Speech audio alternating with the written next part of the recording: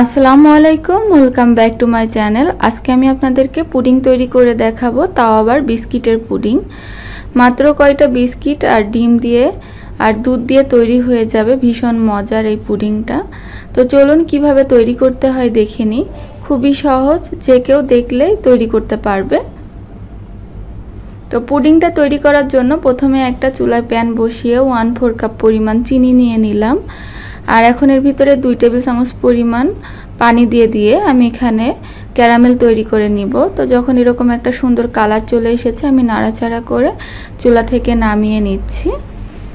তো এইভাবে ক্যারামেলটা তৈরি করে নিতে হবে। খুব বেশি কালার করতে গেলে ক্যারামেলটা আবার পুড়ে যাবে। তো আমি এরকম চারো সাইডে লাগিয়ে নিয়েছি, যে মোলটাতে আমি পুডিংটা সেট করব। এখন একটা বলের মধ্যে নিয়ে নিচ্ছি 1.5 কাপ পরিমাণ দুধ। এই দুধটা আমি আগে থেকে জাল করে নর্মাল টেম্পারেচারে রেখে আমি ঠান্ডা করে নিয়েছি। আর জাল করার সময় এর ভিতরে আমি 2 টেবিল চামচ পরিমাণ চিনি আর একটা এলাচ দিয়ে জাল করে নিয়েছি। আপনারা চাইলে ফ্লেভারের জন্য এখানে ভ্যানিলা এসেন্স ব্যবহার করতে পারেন। আর চিনিটা আপনাদের স্বাদ মতো দিয়ে নেবেন। আর এখানে আমি বিস্কিট নিয়েছি 12 পিসের মতো। তো বিস্কিটগুলোকে দিয়ে দিলাম। এখন এর ভিতরে দিয়ে দিচ্ছি 2টা ডিম। আর ডিমটা দেওয়া হয়ে গেলে আমি একটু চেপে চেপে বিস্কিটগুলোকে নিচের দিকে দিয়ে দিচ্ছি এবং 10 মিনিটের জন্য আমি রেস্টে রেখে দিব। তো একটু ঢাকনা দিয়ে ঢেকে 10 মিনিটের জন্য রেস্টে রেখে দিচ্ছি। ফিরে আসলাম 10 মিনিট পর। এখন আমি এগুলোকে ব্লেন্ডার দিয়ে ব্লেন্ড করে নিব। আপনাদের কারোর কাছে যদি ব্লেন্ডার না থাকে, সেক্ষেত্রে বিস্কিটটা গুঁড়া করে নিতে পারেন এবং ডিমটা আলাদা করে ফেটিয়ে নিতে পারেন। তো ব্লেন্ডারে ব্লেন্ড করা হয়ে গিয়েছে। আমি একটা ছাঁকনি দিয়ে ছেঁকে নিচ্ছি, যেটার ভিতরে পুডিংটা সেট করব। দেখতেই পাচ্ছেন ছাঁকনিতে প্রচুর পরিমাণে ফেনা, এই ফেনাটা ফেলে দিতে হবে। আবার যে পাত্রে আমি পুডিংয়ের মিশ্রণটা নিয়েছি, এখানেও প্রচুর পরিমাণে ফেনা। আলতোভাবে উপর থেকে চামচ দিয়ে আমি ফেনাগুলোকে ফেলে দিচ্ছি। এগুলোকে অবশ্যই আপনারা ফেলে দিবেন। তো যতটুকু পেরেছি ফেলে দিয়েছি। এখন আমি ঢাকনা দিয়ে ঢেকে চলে যাচ্ছি চুলায়।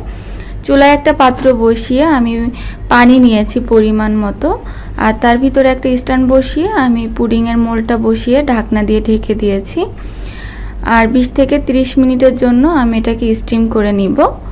তো ফিরে আসলাম 20 থেকে 30 মিনিট পর। এখন একটা টুথপিক দিয়ে চেক করে দেখিয়ে দিচ্ছি। দেখুন টুথপিকটা ক্লিন এসেছে, তার মানে পুডিংটা হয়ে গিয়েছে। চুলা থেকে নামিয়ে নিয়ে আমি ঠান্ডা করে ফ্রিজে রেখেছিলাম 2 ঘন্টার জন্য। তো 2 ঘন্টা পরে আপনাদেরকে আমি ডিমোল্ড করে দেখিয়ে দিচ্ছি পুডিংটা কেমন হয়েছে। তো দেখতেই পাচ্ছেন পুডিংটা কতটা সুন্দর হয়েছে। আমি একটু কেটে দেখিয়ে দিচ্ছি। তো বাসায় আপনারা এইভাবে তৈরি করতে পারেন। পুডিংটা খেতে ভালোই লাগে, খারাপ লাগে না। তো আপনারা একটা জিনিস ভালো করে লক্ষ্য করলে বুঝতে পারবেন যে এই পুডিংটার লেয়ার কিন্তু 2টা হয়েছে। আমরা সাধারণত অনলাইনে দেখে থাকি যে বিস্কিটের পুডিংটা অনেক সুন্দর হয়, কিন্তু আমার রেজাল্টটা যেরকম এসেছে আমি সেরকমটাই আপনাদেরকে দেখিয়ে দিচ্ছি। দেখুন উপরে একটা লেয়ার এবং নিচে একটা লেয়ার। এই পুডিংটা আপনারা এইভাবে বাসায় তৈরি করে দেখবেন। আর আপনাদের পুডিংটা কেমন হলো আমাকে কমেন্ট করে জানাবেন। আজকে আমি এখানে বিদায় নিচ্ছি। সবাই ভালো থাকবেন। আল্লাহ হাফেজ।